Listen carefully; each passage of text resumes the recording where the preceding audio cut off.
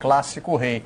O que a gente não esperava, Juscelino, era uma diferença tão grande nesse jogo decisivo, né? O Fortaleza se impôs de forma muito impressionante sobre o Ceará para passar de fase. Bom dia, Juscelino.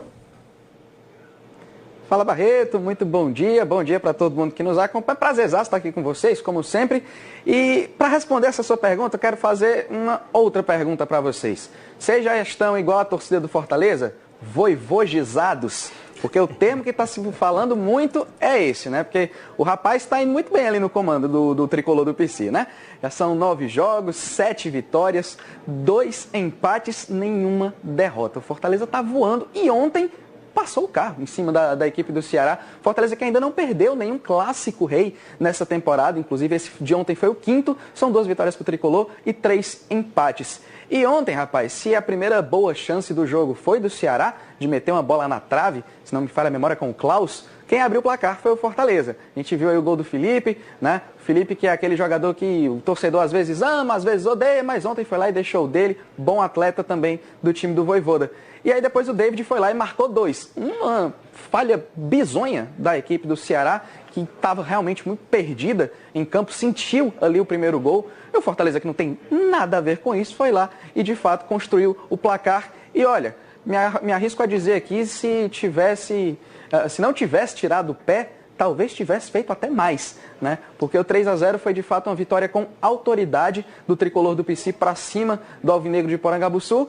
E assim, o primeiro semestre do Ceará, de fato, é para aprender, né? Não vou nem dizer para esquecer, mas para aprender para esse segundo semestre, que vai ter, no caso, só a Série A, porque, de fato, o Guto Ferreira tem colecionado insucessos, né, à frente do Alvinegro nessa temporada, foi vice do campeão da Copa do Nordeste, vice do estadual, foi eliminado precocemente também da Sul-Americana, agora rodou também na Copa do Brasil, mal entrou, já rodou na multimilionária competição nacional.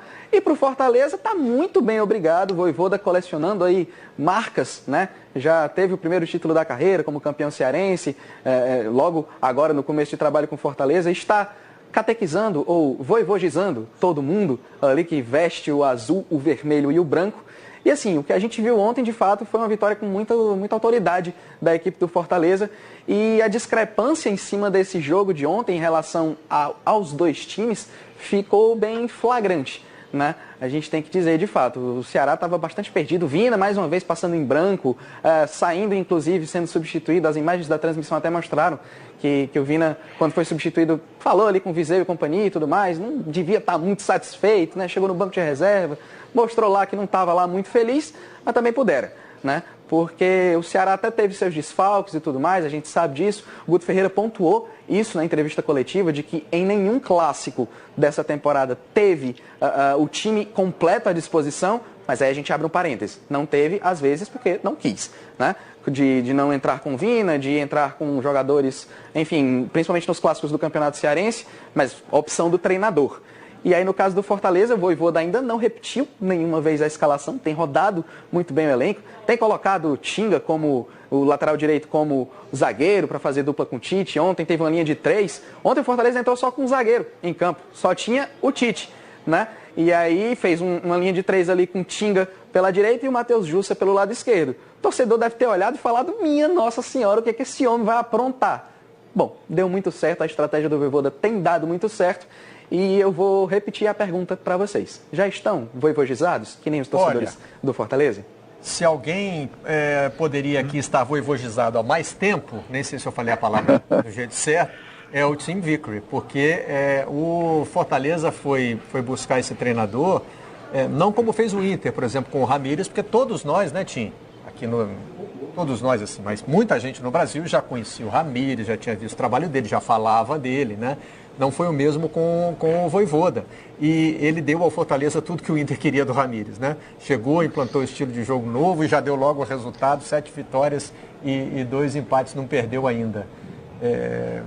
Eu falei sobre ele antes do início da Libertadores, né? Porque eu acompanhei a Sul-Americana ano passado. Fiquei muito impressionado com o trabalho que ele fez com o La Calera. Foi um time muito bem treinado, né? E naquele momento, quando eu falei Eu não sabia que ele tinha deixado o La Calera para ir para Fortaleza. Que isso mostra para mim um aspecto em que o futebol brasileiro melhorou muito nos últimos anos, né?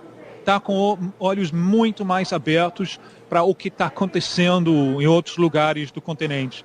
O futebol brasileiro está pegando jogadores bons de outros países sul-americanos e, obviamente, o pessoal lá na Fortaleza também estava observando La Calera e viu qualidade de trabalho que a gente está confirmando aí na Fortaleza. Mas, de qualquer forma, tinha um risco, né? Porque você sempre tem que esperar para ver se os estilos vão bater, enfim, se o trabalho vai funcionar, né? O que não está acontecendo ainda com o Ramires no Inter, pelo visto não vai mais acontecer, porque ele deve mesmo ir embora. E aconteceu muito com o Vojvoda no Fortaleza, contra um Ceará que é bom a gente destacar também, né, Charles? Vem aí desgastado, um time que fez 15 jogos no mês de maio, por exemplo. Sim.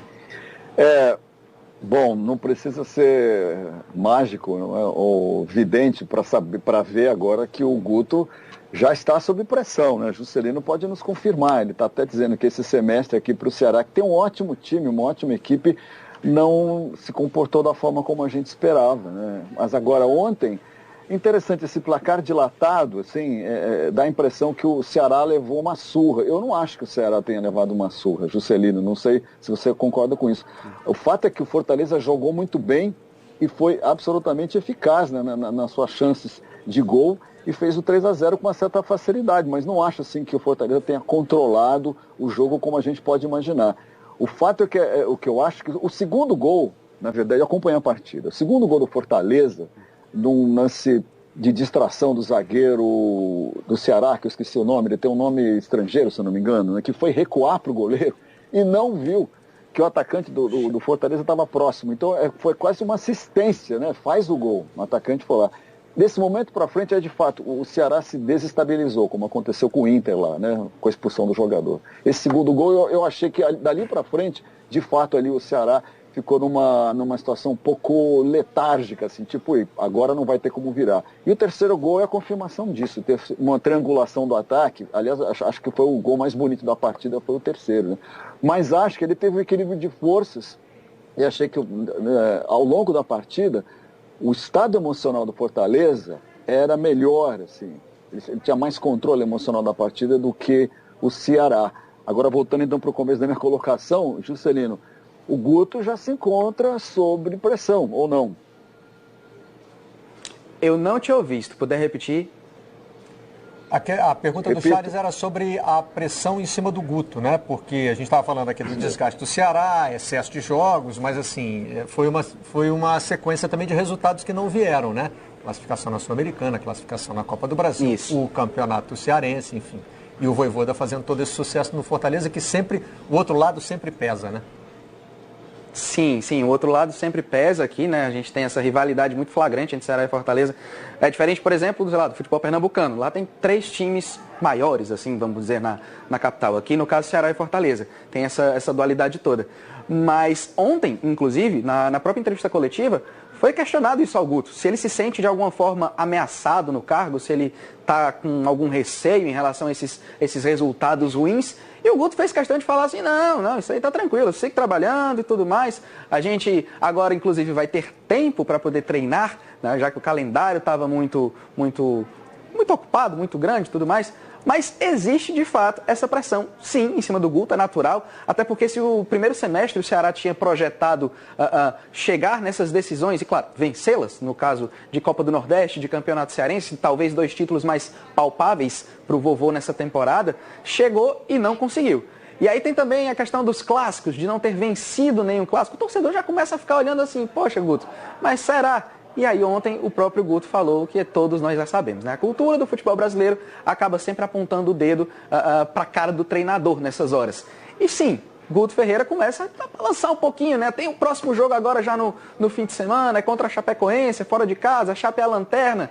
de repente um resultado não positivo balance ainda mais o comandante, né? Que construiu uma carreira muito bonita aqui no Vovô, conquistou seus títulos e tudo mais, mas nesse momento não está vivendo lá essas coisas, um momento tão favorável assim. E rapidão, vocês estavam falando, o Charles estava falando sobre a questão do Fortaleza dominar o jogo ou não. A gente estava conversando isso aqui, eu vou citar Antero Neto, que é muito conhecido de vocês, e o Antero estava falando, a teoria dele é de que quando o Fortaleza ele tem a possibilidade de ser soberano, de dominar o jogo, ele o faz. E o faz sendo eficiente, e o faz fazendo gols, né? A gente viu alguns clássicos, por exemplo, que o Ceará atacava, mantinha a posse de bola, mas não fazia o gol. E aí não adianta muito, né? No caso do Fortaleza, não. Ontem, principalmente, ele teve esse domínio nesse sentido, de fato, ser mais eficiente, ser mais eficaz, e aí balançar as redes. Teve falha da defesa? Teve. Bom, paciência.